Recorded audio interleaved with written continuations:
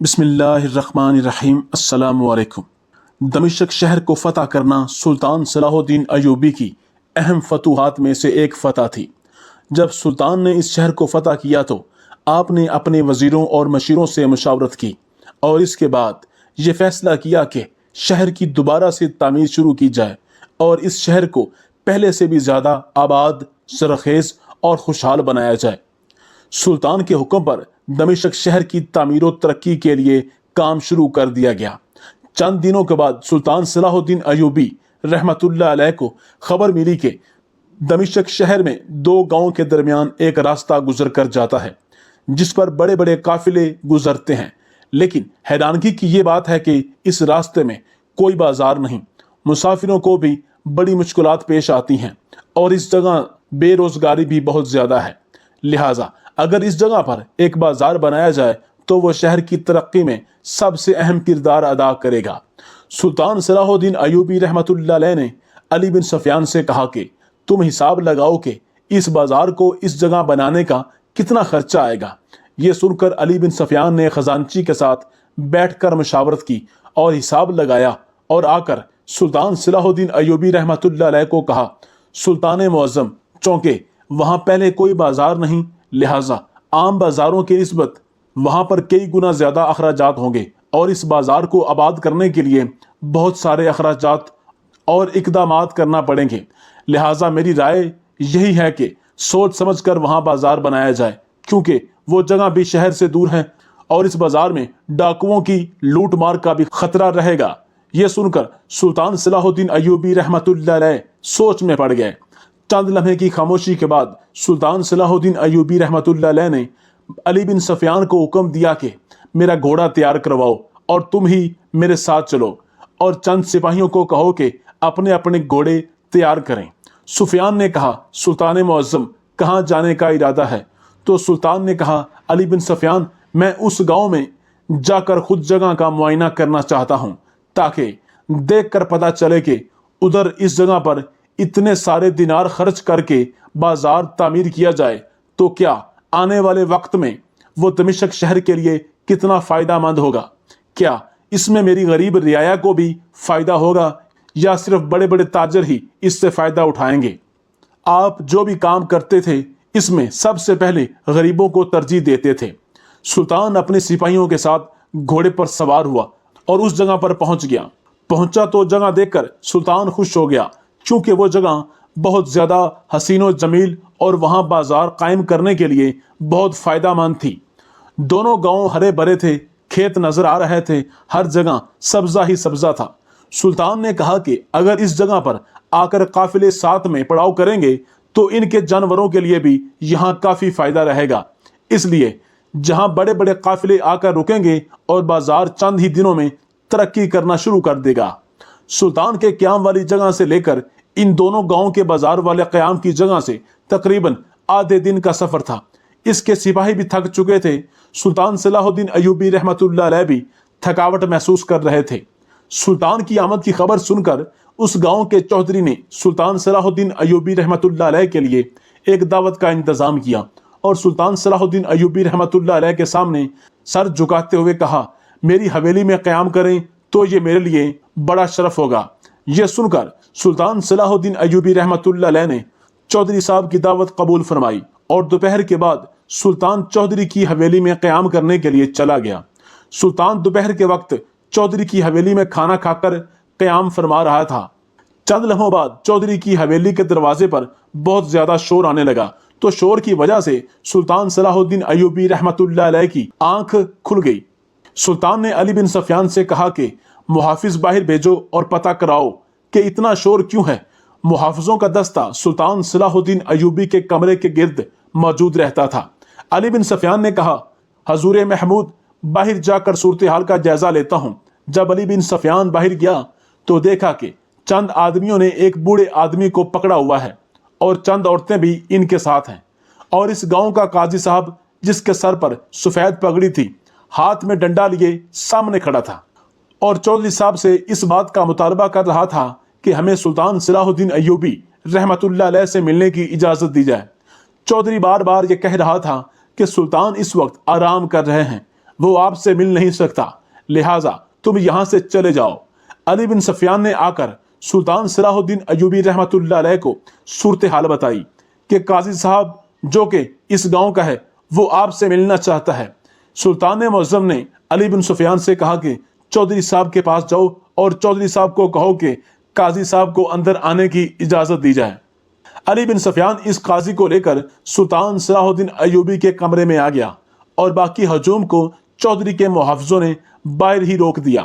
جیسے ہی قاضی صاحب سلطان معظم کے کمرے کے اندر داخل ہوئے تو سلطان نے قاضی سے کہا، قاضی صاحب مجھ سے ملاقات کی ضرورت کیوں پیش آئی اور باہر تم نے اتنا ہجوم کیوں اکٹھا کر رکھا ہے؟ یہ سن کر قاضی نے سر جھکاتے ہوئے سلطان معظم کو سلام کیا اور کہا، سلطان معظم میں اس گاؤں کا قاضی ہوں اور آج تک میں نے جتنے بھی فیصلے کیے میں نے انصاف کو بالا تر رکھا اور آج تک کوئی بھی ایسا مقدمہ نہیں جو میری زندگی میں گزرا ہو جس میں میں نے انصاف کے پیروں کو مد نظر نہ رکھا ہو، لیکن یہ واحد مقدمہ ہے جس نے مجھے ہلا کر رکھ دیا۔ سلطان صلاح الدین نے پوچھا، بتاؤ کون سا مقدمہ ہے؟ تو قاضی صاحب نے کہا، سلطان معظم میرے پاس ایک بوڑھی عورت ایک مقدمہ لے کر حاضر ہوئی، اس کے ساتھ ایک نوجوان لڑکی تھی اور اس بوڑھی عورت کے شوہر کو گاؤں کے لوگوں نے پکڑا ہوا تھا۔ میں نے بوڑھی عورت سے پوچھا، بتاؤ کیا بات ہے، تم نے اس نوجوان کو کیوں پکڑا ہوا ہے؟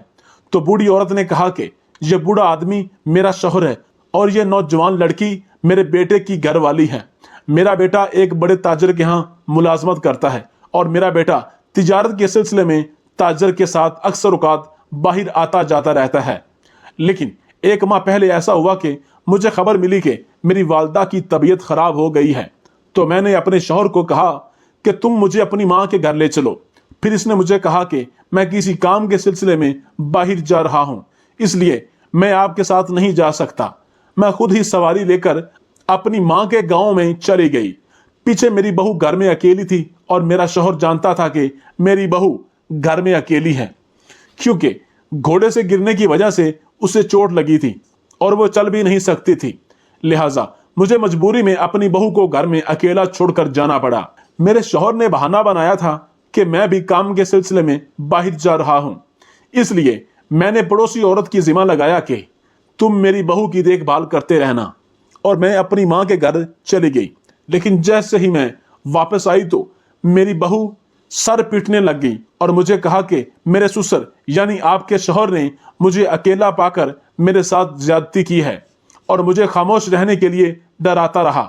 میں نے اس وقت اس کو کہا کہ کچھ نہیں بتاؤں گی، لیکن میں جانتی ہوں کہ اگر میں آج چپ کر گئی تو یہ ساری زندگی مجھے اسی طرح ڈرا ڈرا کر میرے ساتھ زیادتی کرتا رہے گا اور اس بات کا پتہ بھی کسی کو نہیں چلے گا۔ میں فوراً قاضی صاحب کے پاس گئی اور کہا، قاضی صاحب کیا آپ میرا مقدمہ سنیں گے اور میرے شوہر کو سخت سے سخت سزا دیں تاکہ آنے والے وقت میں کوئی بھی سسر اپنی بہو کے ساتھ ایسا سلوک نہ کر سکے۔ میں نے اس عورت کو یقین دلایا کہ اسے ضرور انصاف ملے گا۔ مقدمے کا دن مقرر کیا گیا اور مقدمے والے دن عدالت لگ گئی۔ میں نے سب سے پہلے اس کی بہو سے پوچھا، آپ بتاؤ کیا ماجرا ہوا؟ تو اس نے وہی الفاظ دہرائے جس طرح اس کی پہلے ساس کہہ چکی تھی، لیکن اس بوڑھی عورت کے بزرگ شوہر کے الفاظ میں بالکل تضاد تھا۔ میں نے جب اس سے پوچھا تو اس نے کہا، قاضی صاحب میں کسی کام کے سلسلے میں اپنے دوست کے ساتھ شہر سے باہر چلا گیا۔ جس دن ہی میری بیوی گھر لوٹی اسی دن میں گھر لوٹا، لیکن جیسے ہی میری بیوی نے گھر میں قدم رکھا تو میری بہو نے سر پیٹنا شروع کر دیا اور وہ اسی پر گندے گندے الزام لگا دیے۔ یہ سن کر مجھے سمجھ میں نہیں آیا کہ کیا کرنا چاہیے، لہٰذا یہ بات پورے وثوق سے کہہ سکتا ہوں کہ میرا اس میں کوئی گناہ نہیں۔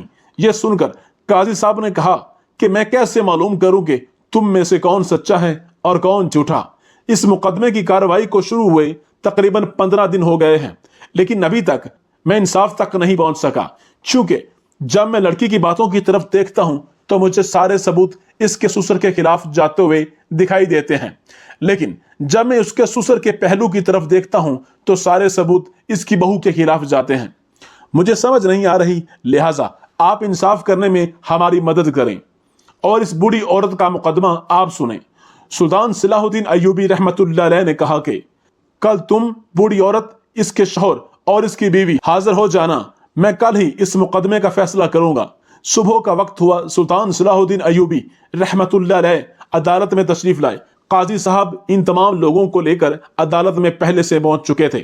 جیسے ہی سلطان ایوبی رحمت اللہ علیہ اپنی نشست پر بیٹھا تو قاضی صاحب نے کہا، سلطان معظم، آپ کے حکم کے مطابق یہ سب آپ کے سامنے حاضر ہیں۔ اب آپ بھی ان کا مقدمہ سنیں اور ان کے درمیان فیصلہ کریں کہ ان میں سے کون مجرم ہے اور کون پاک دامن ہے۔ یہ سب سننے کے بعد سلطان صلاح الدین ایوبی رحمت اللہ علیہ نے دوبارہ ان کے دلائل سنے اور تھوڑی دیر سوچ میں پڑ گئے۔ اس کے بعد سلطان صلاح الدین ایوبی رحمت اللہ علیہ نے 2 سپاہیوں کو حکم دیا اور کہا کہ جاؤ اور 2 کدال لے کر آؤ، اور اسی جگہ 2 بڑے گڑھے کھدوائے۔ حکم کے مطابق 2 گڑھے کھودے گئے جو تقریباً 3 فٹ کی گہرائی کے تھے۔ اب سلطان نے حکم دیا، ان کھڈوں کو چشمے کے پانی سے بھر دو۔ حکم کی تعمیر ہوئی اور دونوں کھڈے پانی سے بھر دیے گئے۔ تمام درباری یہ سارا منظر دیکھ کر ہکا بکا تھے۔ کیسے سلطان صلاح الدین ایوبی رحمت اللہ علیہ کیا سر انجام دینے والے ہیں، کسی کے سمجھ میں کچھ نہیں آ رہا تھا۔ سلطان مجرم کو پکڑنے کا کون سا طریقہ اختیار کر رہا ہے، حتیٰ کہ وہ قاضی بھی حیران و پریشان تھا کہ سلطان معظم مقدمہ سننے کی بجائے کن کاموں میں سپاہیوں کو لگا دیا۔ اب سلطان صلاح الدین ایوبی رحمت اللہ علیہ نے سپاہی کو کان میں کچھ کہا اور تھوڑی دیر بعد سپاہی ایک بزرگ بابا کو لے کر عدالت میں حاضر ہوا۔ اس بزرگ بابا کی داڑھی بالکل سفید تھی اور وہ شکل سے اللہ کا پیارا لگتا تھا۔ سلطان نے سپاہیوں کو حکم دیا کہ بزرگ کے سامنے 2 گلاس پانی کے رکھے جائیں۔ حکم کی تعمیل ہوئی اور 2 گلاس پانی کے رکھے گئے۔ بزرگ نے کچھ پڑھ کر دونوں گلاسوں پر پھونکا اور پھر سلطان نے حکم دیا، یہ پانی کوئی عام پانی نہیں بلکہ خاص پانی ہے۔ ان دونوں میں سے جو بھی مجرم ہوگا وہ پانی اپنے اپنے گڑھے میں ڈالے گا، تو جیسے ہی وہ تھوڑا سا پانی خشک ہوگا تو اس کا رنگ سرخ پڑنا شروع ہو جائے گا۔ ان دونوں گلاس میں ایک گلاس اس بوڑھی عورت کی بہو کے ہاتھ میں دے دو اور دوسرا اس بزرگ جو کہ اس بوڑھی عورت کا شوہر ہے اس کے ہاتھ میں پکڑا دو۔ اب سلطان صلاح الدین ایوبی رحمت اللہ علیہ نے حکم دیا کہ ان دونوں گڑھوں میں سے ایک گڑھے میں ایک لڑکی گلاس والا پانی ڈالے اور ایک کھڈے میں بزرگ پانی ڈالے گا، اور تم میں سے جو بھی قاتل ہوگا تو جیسے ہی وہ پانی ڈالیں گے، جب یہ پانی 2 فٹ کی گہرائی تک جائے گا تو یہ سرخ ہونا شروع ہو جائے گا، اور جس کے کھڈے کا پانی سرخ ہوا اس کا سر فوراً قلم کر دیا جائے گا، اور اس کے بعد کسی بھی دلیل کی کوئی گنجائش نہیں رہے گی۔ سلطان نے جلاد کو حکم دیا کہ پانی ڈالنے کے فوراً بعد ان دونوں کی گردنوں پر تلوار رکھ دینا، اور جس کے بھی گڑھے کا پانی سرخ ہو اس کا سر قلم کر دینا، کیونکہ وہی مجرم ہوگا۔ اب لڑکی اور بزرگ کے چہرے پر پریشانی کے تاثرات تھے اور وہ ہجوم کو عجیب نظروں سے دیکھ رہے تھے۔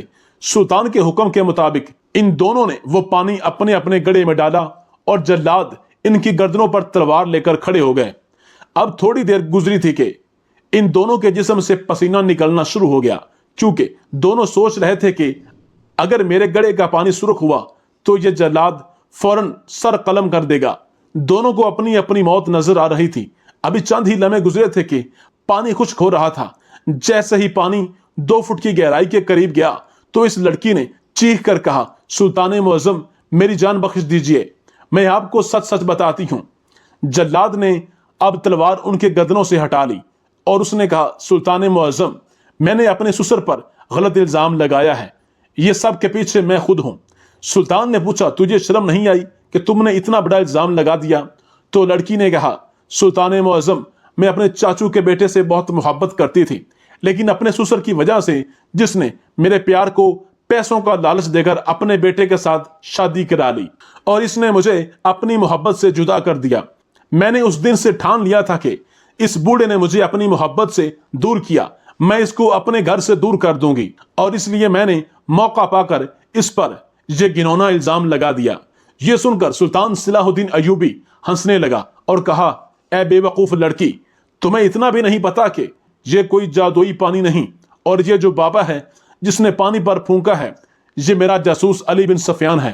میں نے یہ صرف پتہ لگانے کے لیے کہ تم میں سے کون جھوٹ بول رہا ہے اور کون سچ، یہ سب میں نے کاروائی اس لیے کی اور میں اپنے مقصد میں کامیاب ہو گیا۔